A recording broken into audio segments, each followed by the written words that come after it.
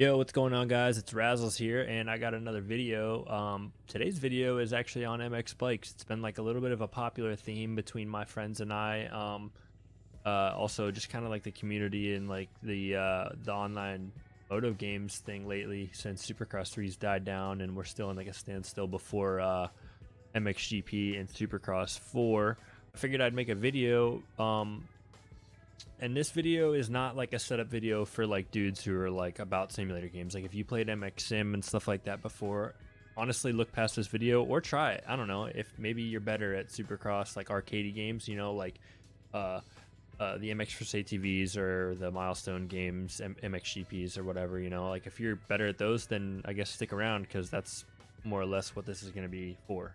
Kind of gonna go through a few things that I wish I knew about whenever I first got the game. Not playing a simulator. I never played MX Sim. I owned it for like a week whenever a week before I got this game, and I never even actually played it.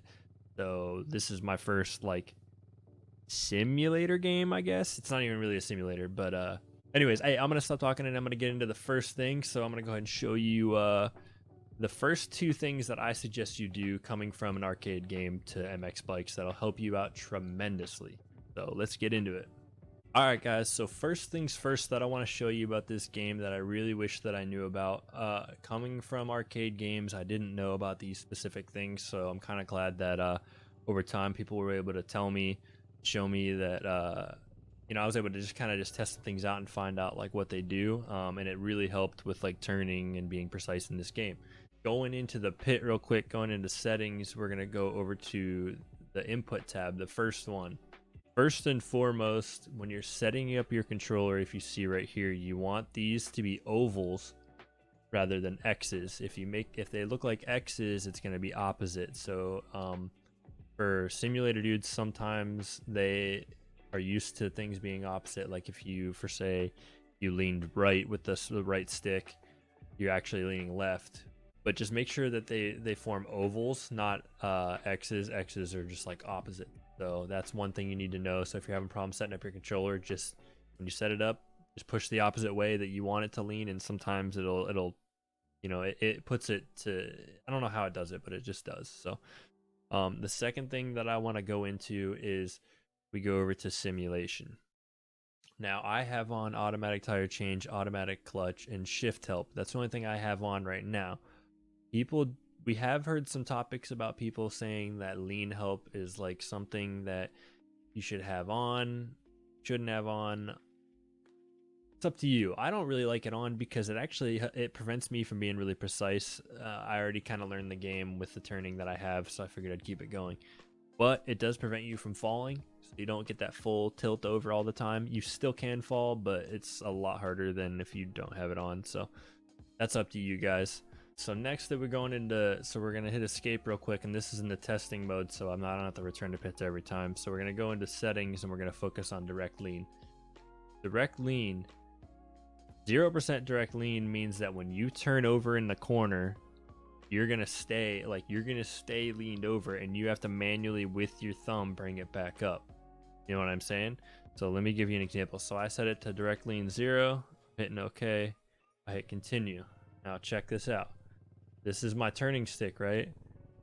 When I start turning, see how it stays even after I let off? You know what I mean? So like I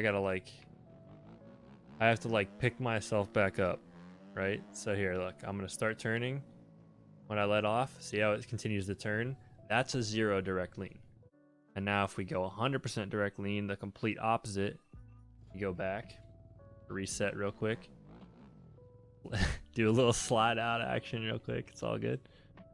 Direct lean is really tough to figure out where you want it though. So now I'm at 100% direct lean. When I go to turn, see how it stands it back up like really fast. It's actually like really hard to ride with 100% direct lean if you are not used to it, and if you're like a slap sticker like that. So going into the settings right now, as a new player coming from an arcade game, I suggest going sub 50. I run on 42 because I kind of like that extra little lean over that it does, because you can kind of give like the stick a little taps and it's not going to go all crazy. So go ahead and give that a try. As you can see, when I lean over, it stays leaned over whenever I'm letting off the stick a little bit.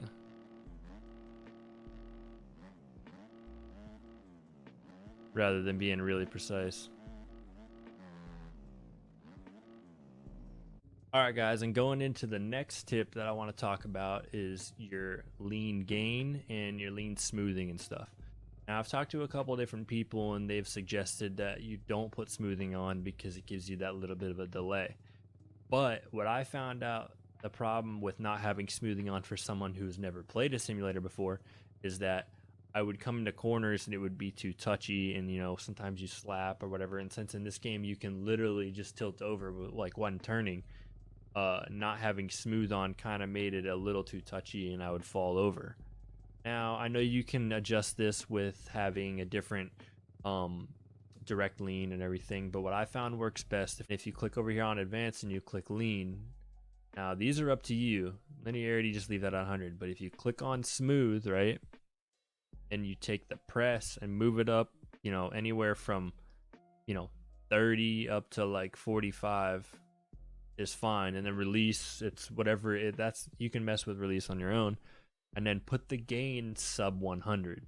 A good starting point for a player who is struggling with turning in this game and needs to get the ground physics down better on this game is to be sub 100.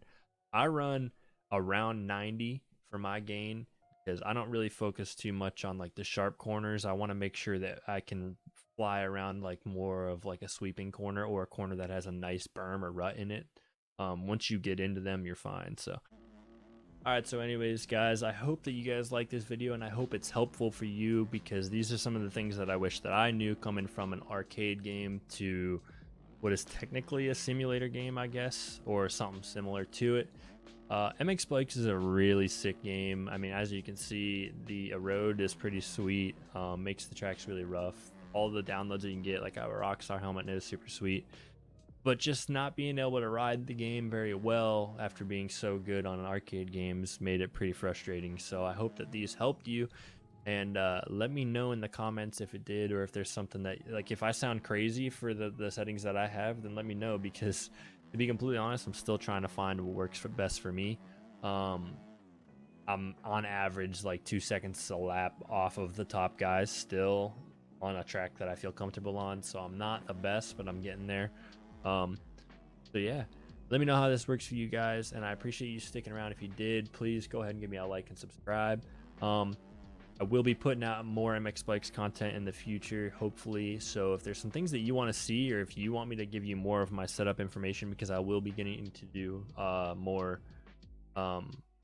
stuff related to suspension and everything, let me know, because I can put out more videos. But other than that, thanks for sticking around, guys, and take care of each other. Peace.